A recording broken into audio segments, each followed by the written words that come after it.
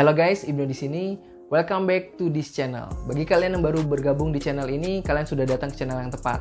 Karena hampir setiap harinya kita unboxing review tentang sneakers yang lagi hype di Indonesia, serta berbagi informasi tentang dunia sneakers, hobi, dan lifestyle, yang tentunya bermanfaat bagi kalian semua.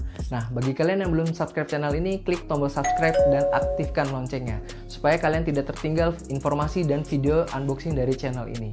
Nah, pada episode kali ini, gue mau sharing aja mengenai sepatu Air Jordan 1 yang kebetulan gue pertama kali nih pakai sepatu ini untuk daily beater.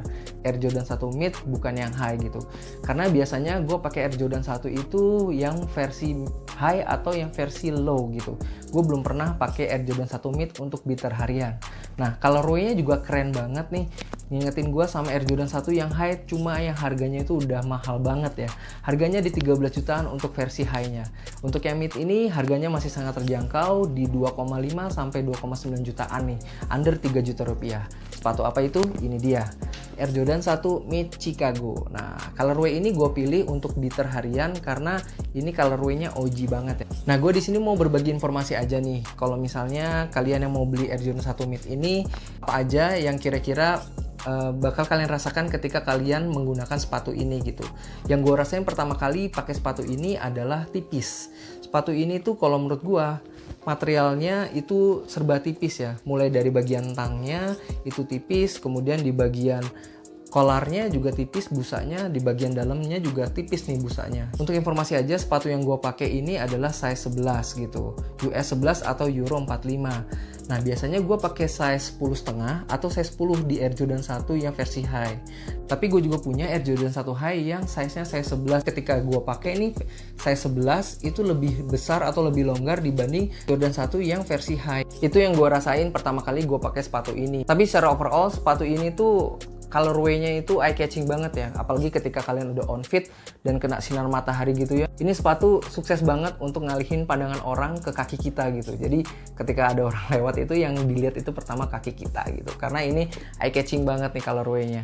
Secara overall gue sih ngerasa lebih nyaman pakai Air Jordan 1 yang versi high, yang kayak gini, dibanding yang versi mid seperti ini gitu. Tapi karena ini colorway-nya bagus, jadi ini tetap gue pakai sebagai daily beater gitu. Tapi saran gue buat kalian yang mau beli sepatu ini, true size aja gitu, jangan sampai di upsize. Kalau misal kalian upsize, itu feels-nya bakal kedodoran gitu. Nah, langkah yang gue lakukan ketika gue ngerasa ini kedodoran itu, gue harus ngencengin tali sepatu ini gitu.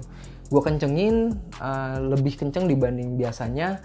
Nah, itu baru sedikit menolong rasa kebesaran yang ada di sepatu ini gitu. Mungkin sekian review kita pada episode kali ini.